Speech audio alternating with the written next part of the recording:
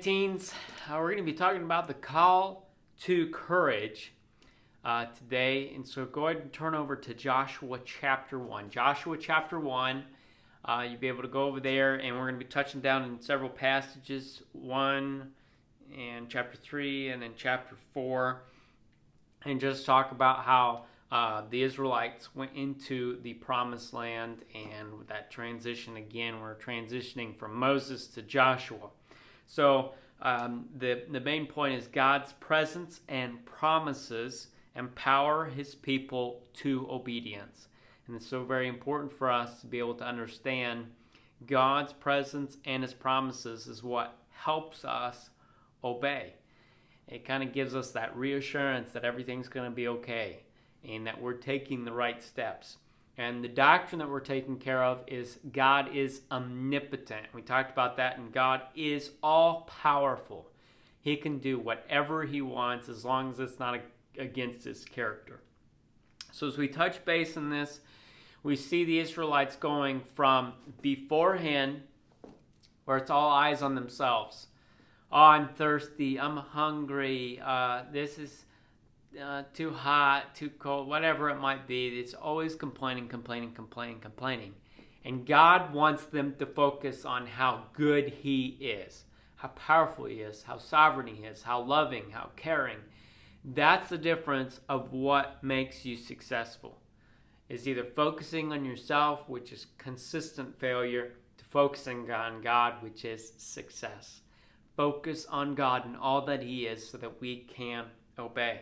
So if you were in the shoes, I mean, we understand that this is a do-over in the sense that the Israelites have already come to this point where they're about ready to enter the promised land, and yet they failed the first time. They got scared. And due to their unfaithfulness, their unwillingness to obey, they ended up having to go into the wilderness for 40 years wandering. And none of those people, except for Joshua and Caleb, and their families are able to even go into the promised land. So here it is. We come to this point where this is a do-over. This is a second chance. So if I were to ask you, how would you respond? How would you deal with this do-over? You've already heard of the failure before. Have you learned from the mistakes, or are you going to end up making them again? And how many times do we end up repeating history and making the same mistakes?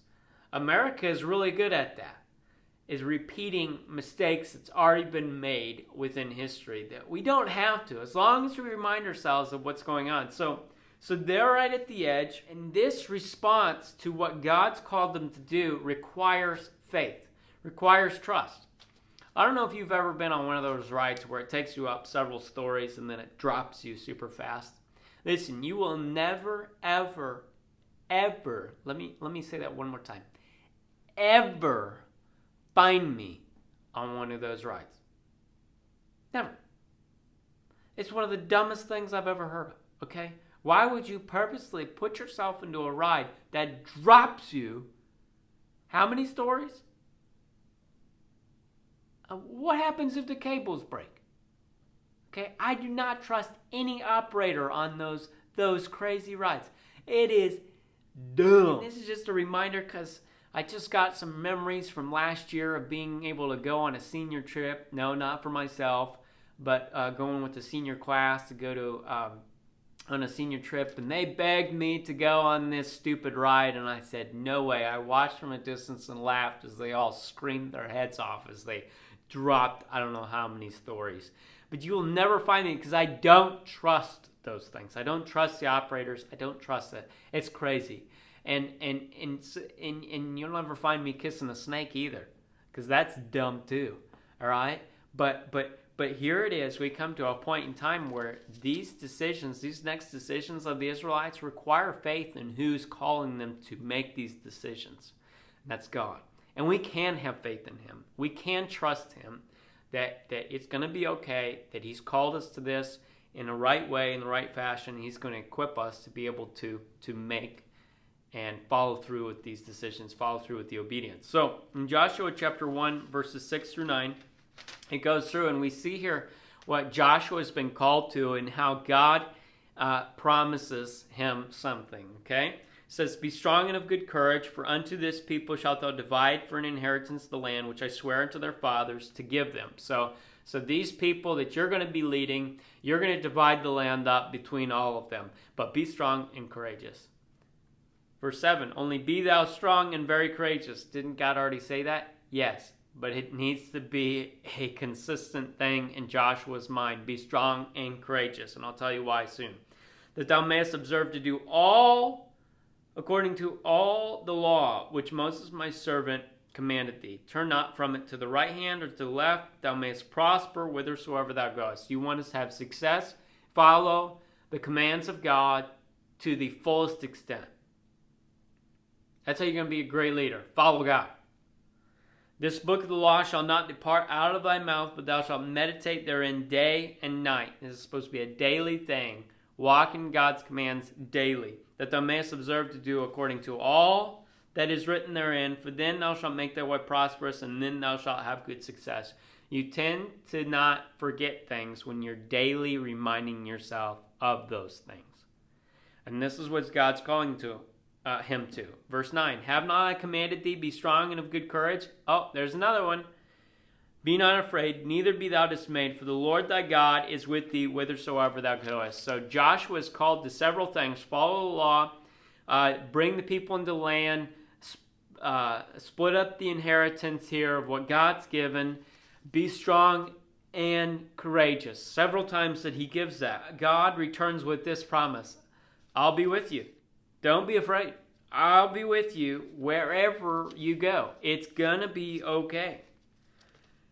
Or how might God's promise give strength for you to take your next steps, even in this week, at the end of this week? I mean, we've got a couple of days left of the week. How might God's promises to be with you wherever you go enable you to make that next step?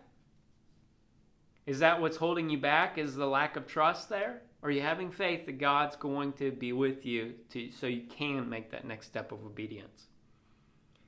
Joshua's new. He's already been in the land of Canaan because he was one of the spies. And so he's seen the people. He's seen how strong they are. He's seen how fortified it is. I mean, that's got to be something on his mind. He's a new leader. It fell on Moses' head before if something bad happened. Now it's going to go on his head. I mean, the people are going to come crying to him. He's experienced the people. He knows what they're capable of, and all the complaining, murmuring, groaning, all this craziness. He knows what they're capable of, and he has to lead them now. That's why God is reminding them, be strong and of good courage. It's okay. I'll be with you. How do you need to be strong and courageous this week in obedience? Joshua 3, 5 through 8 and 14 through 17. We'll jump ahead here. And it says, and Joshua said unto the people, sanctify yourselves, for tomorrow the Lord will do wonders among you. So set yourselves apart, and God's going to do a huge wonder. And Joshua spake unto the priests, saying, take up the ark of the covenant and pass over before the people. And they took up the ark of the covenant and went before the people. And the Lord said unto Joshua, this day will I begin to magnify thee in the sight of all Israel, that they may know that as I was with Moses, so I will be with thee. And thou shalt command the priests that bear the ark of the covenant, saying, when ye are come to the brink of the water of Jordan, ye shall stand still in Jordan. And you say, what's the ark of the covenant? Well, I have a little example here that I was given. And this is about what it looked like. In that sense, obviously it was a lot larger. This is just a model. But this is what I was given, so you could be able to see, and it opened up, and there's certain things inside. This is how they carried it. There was the law that was written, so they could it could be read every 7 years. Remember in the last lesson, and the staff that budded and manna, and so here you find several things that within it to remind the people of God's power, and this is going out to the edge of the waters, okay? This is what goes first. Now here's the deal. As soon as they cross this river, see, this river is a natural barrier against the people of Canaan. So this is what keeps the people of Canaan from attacking straightway. So as soon as they cross this river, the people can attack. Right now they have protection, but they have to have faith in order to cross this and know that God's going to protect them on the other side of the river.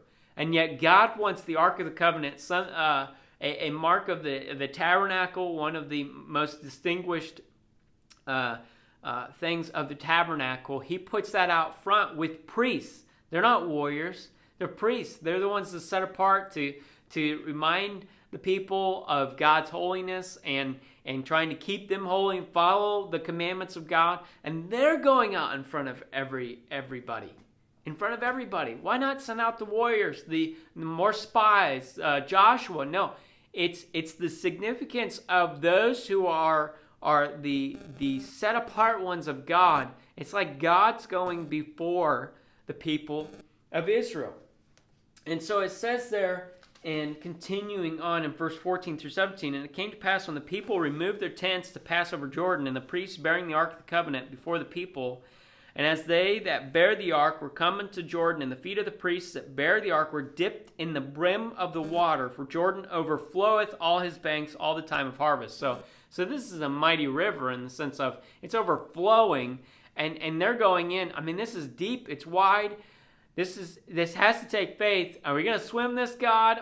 Can you just take care of this before we take this heavy ark up to the brim of the water? No, they stepped into the brim, the very edge of the water, that the waters which came down from above stood and rose up upon a heap very far from the city of Adam, that is beside Zaratan, and those that came down toward the sea of the plain, even the salt sea, failed and were cut off, and the people passed over right against Jericho.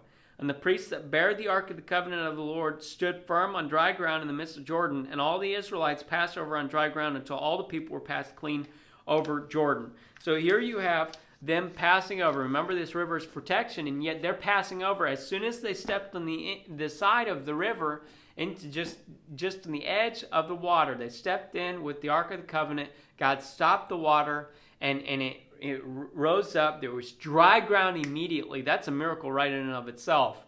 I mean, test it out for yourself. Do a little experiment. Put some water on the dirt and watch how fast it dries out. It's not immediately. Guaranteed. And this is what happens. They had to have faith. The priests led the way. Okay? They moved forward. They were trusting in God. They passed over on dry ground. Every single one of them. Let's go over to Joshua chapter 4 to close it out in verse 20 through 24. And it says, and those 12 stones which they took out of Jordan did Joshua pitch in Gilgal. And he spake unto the children of Israel, saying, when your children shall ask their fathers in time to come, saying, what mean these stones? Then ye shall let your children know, saying, Israel came over this Jordan on dry land, for the Lord your God dried up the waters of Jordan from before you until ye were passed over, as the Lord your God did to the Red Sea, which he dried up from before us, until we were gone over, that all the people of the earth might know the hand of the Lord that is mighty, that ye might fear the Lord your God forever. And so they had to pick up these stones, 12 stones, and make a memorial so that they could remember what God had done, that see the power of God, that there's more than just them. It was the next generation, the next generation, the next generation. All those of the earth would understand that God is mighty, he's all-powerful, he can do whatever he wants as long as it's not against his character. And this is a reminder for them. What kind of reminders do you set up in your life to remember all the things that God's done for you? And how do those reminders point others to the gospel? What kind of an impact are you having, that light there? You see, the Christ connection here is that God showed his power back then to help the people increase their faith, to show that his promises, he is faithful. But you know, Christ also showed his power through the miracles, feeding of the 5,000, healing the lame, healing the blind, all these things, calming the storm. He showed himself mighty so that we could trust in him, that we knew that he is enough, that he's God. I hope you remember that today. We'll talk to you later.